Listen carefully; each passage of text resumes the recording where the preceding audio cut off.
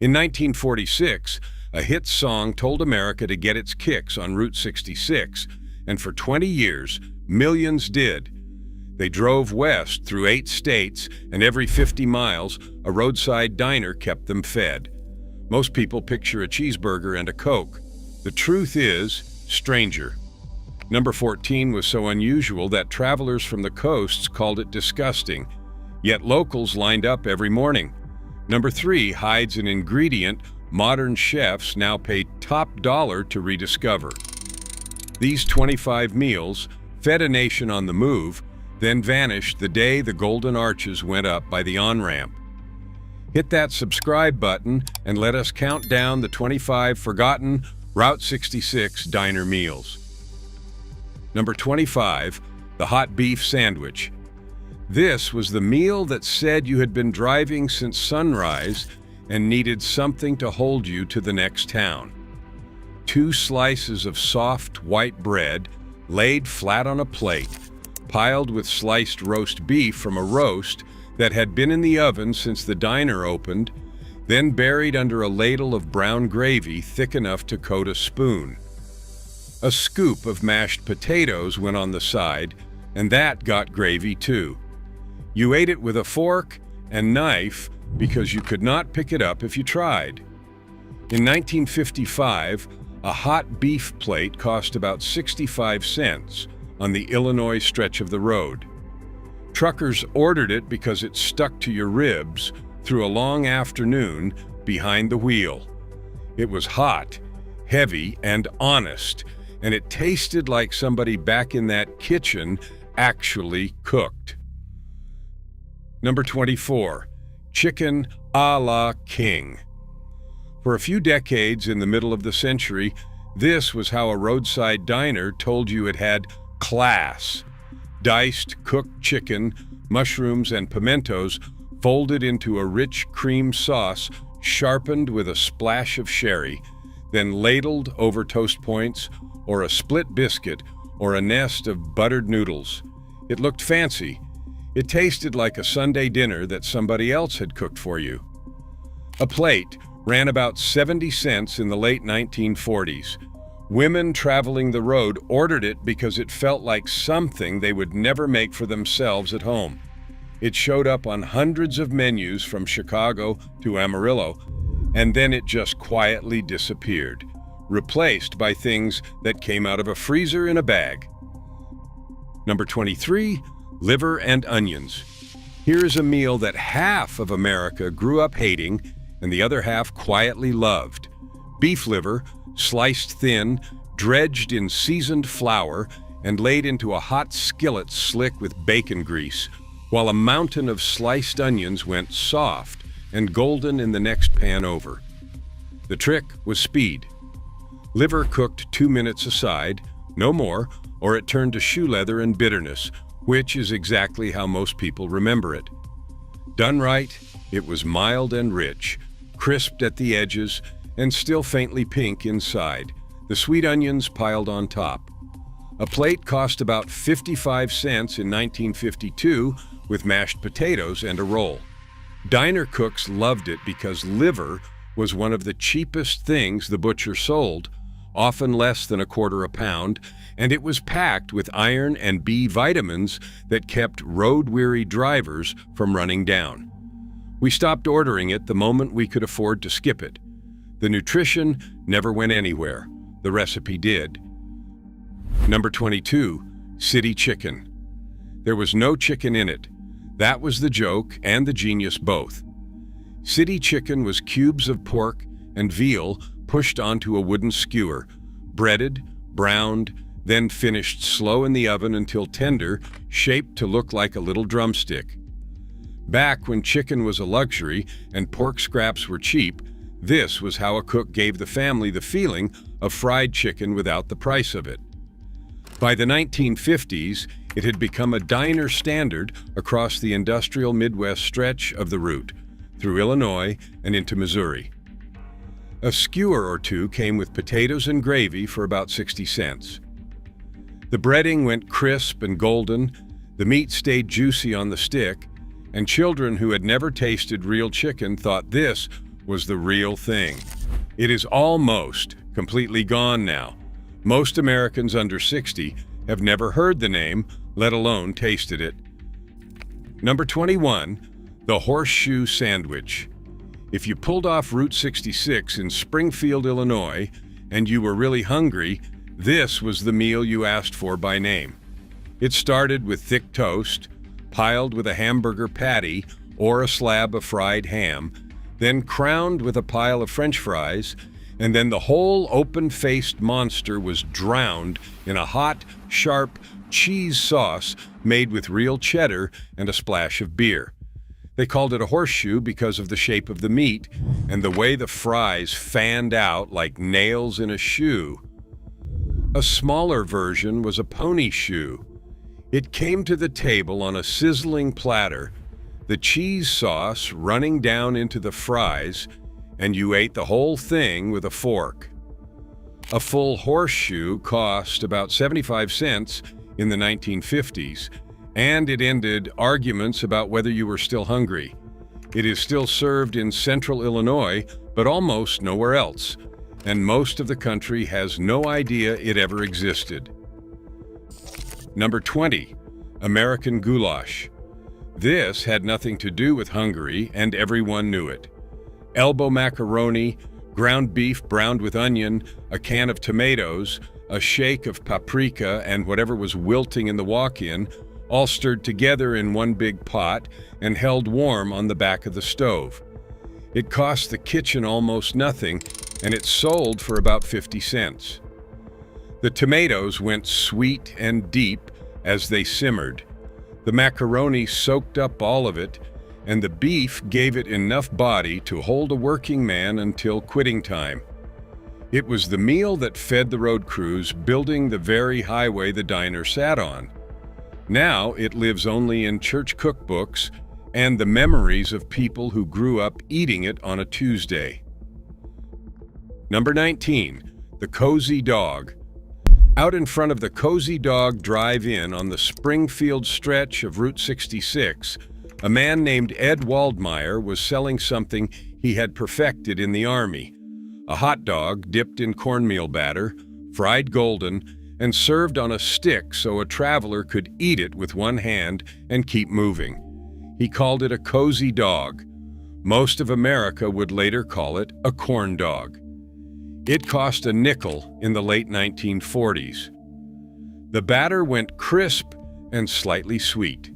The dog inside stayed hot and snapped when you bit it, and a kid in the back seat could eat one without making a single mess.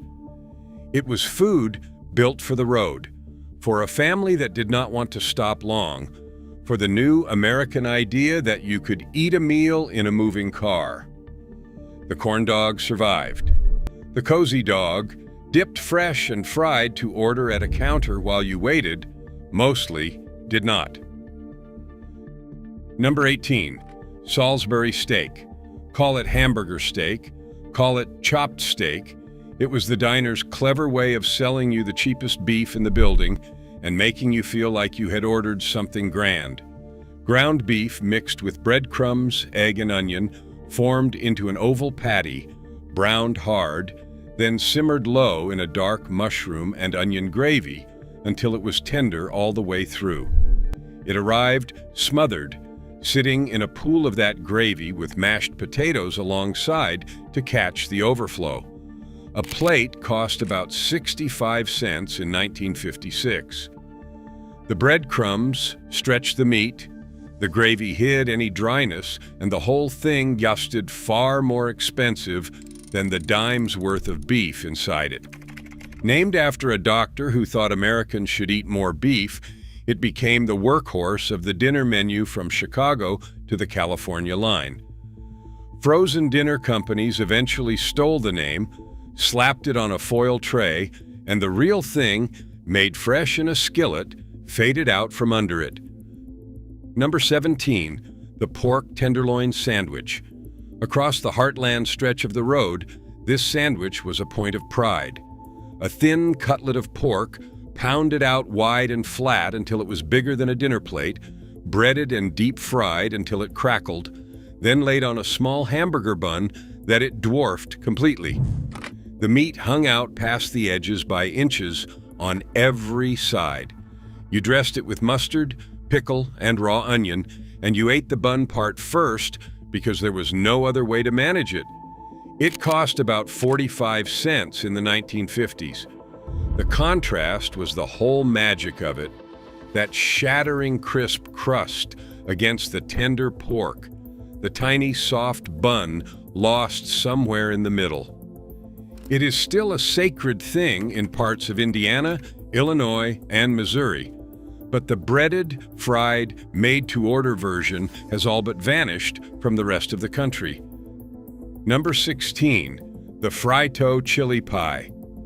As Route 66 climbed into New Mexico, the food changed, and so did the menu at the lunch counters.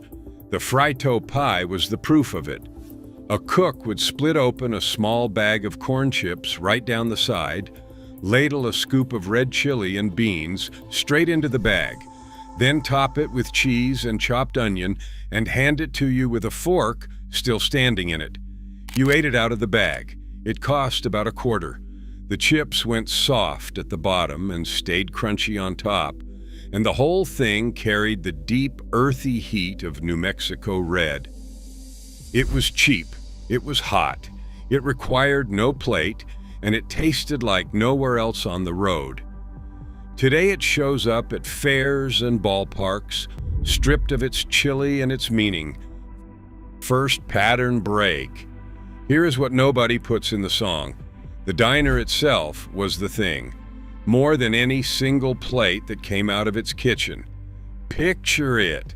A long counter with a row of swiveling stools bolted to the floor, booths along the window, a coffee urn the size of a fire hydrant always running, and a waitress who could carry 4 plates up one arm and call every regular by name.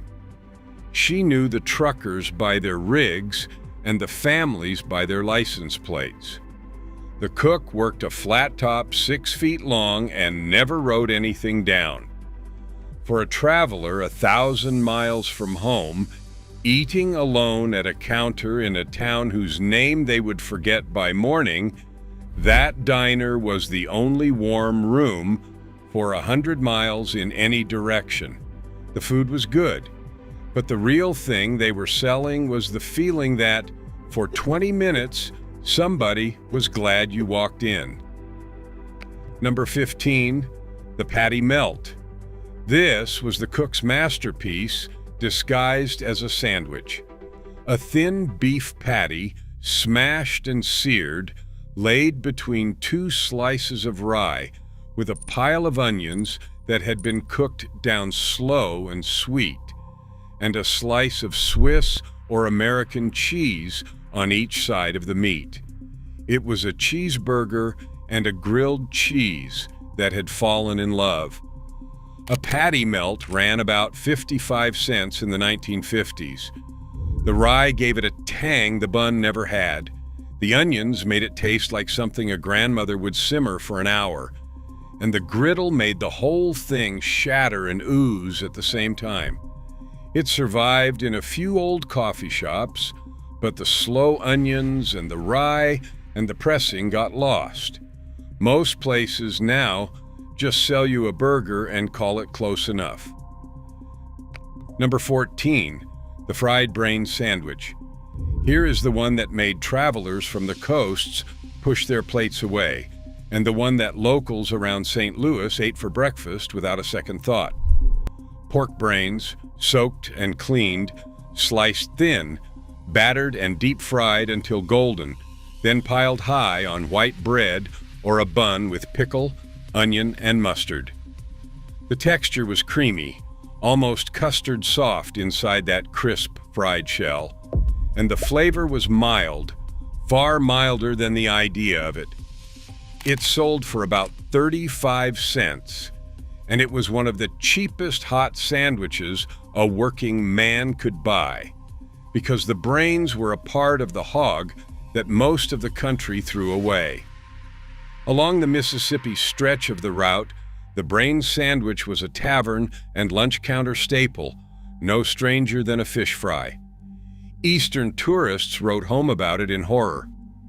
It vanished, not because anyone stopped liking it, but because the way meat got processed changed, and the brains stopped showing up at the butcher counter at all.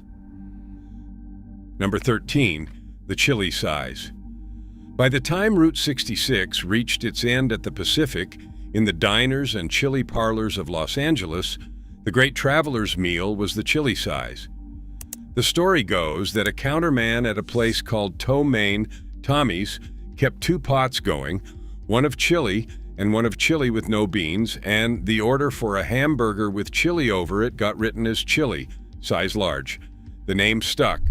What landed in front of you was a hamburger patty, no bun, smothered completely in a ladle of chili, blanketed with shredded cheese and raw onion, and eaten with a fork. It cost about $0.25 in the 1930s, and not much more 2 decades later. It was the hamburger and the bowl of chili married into one plate, hot and messy, and exactly what a man wanted after driving across a desert. The chili size built the foundation of the whole Southern California chili burger culture that came after it. The original, served open in a wide bowl at a counter, mostly faded away. Number 12, the tuna melt. When a diner wanted to turn a cheap sandwich into a hot meal, this was the answer. Canned tuna mixed with mayonnaise, chopped celery and onion, spread thick on bread, topped with cheese and sometimes tomato, then griddled until the cheese bubbled and the bread crisped. The cold sandwich became a hot one. The cheese bound the whole thing together, and it cost the kitchen almost nothing. A tuna melt with a cup of soup ran about 50 cents and made a complete lunch. It was the kind of thing a waitress recommended to a woman traveling alone who did not want a heavy dinner. The cheap, griddled, made-to-order tuna melt of the old lunch counter is a different animal from anything a chain serves now, and most people have forgotten how good a simple one could be. Number 11, the loose meat sandwich. Not a sloppy Joe. There was no sauce. This was seasoned ground beef, cooked loose and crumbly, drained and spooned onto a steamed bun with mustard, pickle, and chopped onion. And that was the whole thing. Across the upper Midwest reaches of the road, places built their entire reputation on it. The meat was simmered with a little water and seasoning until it was tender and falling apart, never pressed into a patty, so it spilled out of the bun with every bite. It cost about 30 cents in the 1950s. The steamed bun went soft and pillowy. The meat was savory and plain in the best way. And it was the kind of thing you ate 2 or 3 of without thinking. It was honest food for working towns, and it has held on in a few stubborn corners while the rest of the country forgot it ever existed alongside the burger. Second pattern break. Here is something the road does not want to admit about itself. These meals did not die because they stopped tasting good. They died because somebody figured out how to make food faster, and faster won.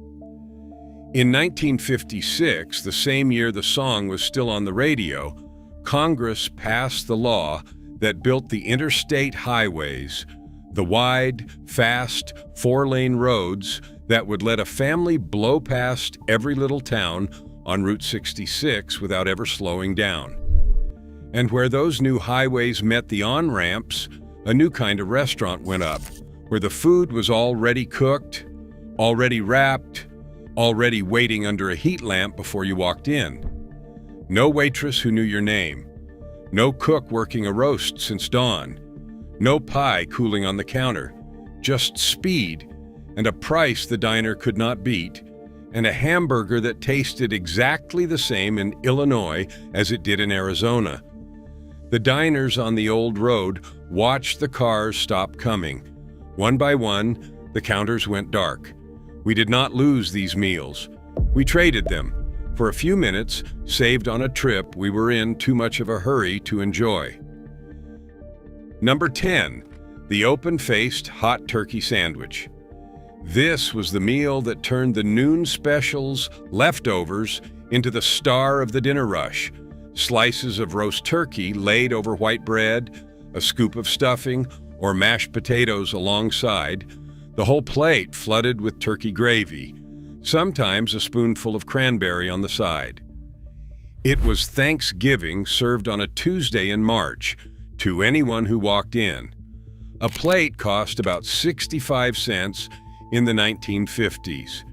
For a traveler far from home and family, it tasted like exactly the thing they were missing, and that was no accident. The diner knew a man eating alone on the road was often homesick, and a plate of hot turkey and gravy was the closest thing to a kitchen table that 50 cents could buy. It has slid off nearly every menu in America, and the people who order it now are chasing a memory. Number 9, ham steak with red-eye gravy. As the road dipped toward the south and the kitchen started keeping a country ham on hand, breakfast got serious. A thick slab of salt-cured ham, fried hard until the edges curled, then lifted out, while the cook poured strong black coffee straight into the hot drippings, scraping up every browned bit until it bubbled down into a thin, sharp, reddish gravy. That gravy went over the ham and over grits and over biscuits, and the bitter coffee cut clean through the heavy salt of the pork. It cost about 60 cents with all the sides. The whole plate was salty and rich and bracing, the exact thing a driver needed before a long day, and the coffee and the gravy did double duty as a wake-up call. Red-eye gravy is one of the oldest tricks in American cooking, born of using everything in the pan, and it has nearly disappeared from the roadside, kept alive only in a few old Southern kitchens. Number 8, chicken fried steak. Out across the Texas and Oklahoma plains, where the road ran flat and straight for 100 miles at a stretch, this was the king of the dinner plate. A cheap, tough cut of beef, pounded thin to break it down, dredged in seasoned flour and dipped in egg and dredged again, then fried in a screaming hot skillet until it wore a crust like fried chicken. That crust was the whole point. Over the top went a ladle of pale cream gravy made from the pan drippings, and the plate filled out with mashed potatoes, also gravied, and a roll. It cost about 70 cents in 1955. It was the cowboy's old skillet steak and the Southern fried chicken technique fused into one, a way to make a piece of beef that would otherwise chew like rope taste, tender and golden. It sent a man back out to the highway, feeling like he could drive to the coast without stopping. The real one, pounded and breaded and fried to order, is a rarer thing every year. Number 7, the bowl of red. First, understand that chili on Route 66 was not a side dish or a topping. It was a meal, served in a bowl and called a bowl of red. Beef, dried chili peppers, cumin, garlic, and onion simmered for hours until the meat broke down and the whole thing turned dark and thick. Beans cooked in or served on the side, depending on which state you were in and how strongly the cook felt about it. From the chili parlors of the Midwest, to the red chili of New Mexico, to the chili sizes of Los Angeles, this one pot followed the road its entire length and changed its accent in every state. It was the cheapest hot meal a traveler could buy that still tasted like somebody cared, and it was very likely the single most common thing ordered at a Route 66 counter on any given night. We let it shrink down into a topping for a hot dog and forgot it was ever a meal of its own. Number 6, biscuits and sausage gravy. There was no better way to start a long day of driving, and no cheaper one. Biscuits, baked fresh that morning, split open while still warm. Over them, a thick, peppery white gravy loaded with crumbled pork sausage, made right in the skillet from the sausage drippings, a spoonful of flour, and a slow pour of milk, stirred until it bubbled and thickened. That was breakfast, and for some it was supper too. It cost about 35 cents, and it filled a man up for hours. The biscuits soaked the gravy up from underneath and went soft and tender. The sausage gave every bite a savory, peppery bite, and the whole heavy, comforting plate was exactly the ballast a body needed before facing 200 miles of asphalt. It started in southern kitchens as a way to make a little meat feed a whole crew, and it rode the road west into every diner that served breakfast. The kind made from real drippings in a real skillet is getting harder to find every year. Third, pattern break. Here is the part that catches in your throat if you let it. Most of the people eating at these counters were alone. The traveling salesman with his sample case in the booth. The trucker who had not slept in his own bed in a week. The family who had packed everything they owned into a sagging sedan and pointed it west toward California and a job that might not be there when they arrived. The road was full of people in motion, and motion is a lonely thing. The diner was where the loneliness stopped for half an hour. Somebody poured your coffee without being asked. Somebody slid a slice of pie across the counter and said it was on the house because you looked like you had a long way to go. When the diners closed, we did not just lose the food. We lost the place where a stranger could sit down tired and stand up cared for. And we have been trying to buy that feeling back ever since at every drive-through window in America. Number 5, the Blue Plate Special. This was not a single dish. It was a promise. For one low price, usually 35 or 40 cents, you got a meat, 2 or 3 vegetables, and bread, all served together on a single divided plate, often a real one with a blue glaze and little walls between the sections so the gravy from the meat would not run into the corn. The cook decided what it was each day, depending on what was cheap and what needed using up. Monday, it might be meatloaf. Tuesday, ham and beans. Wednesday, fried chicken.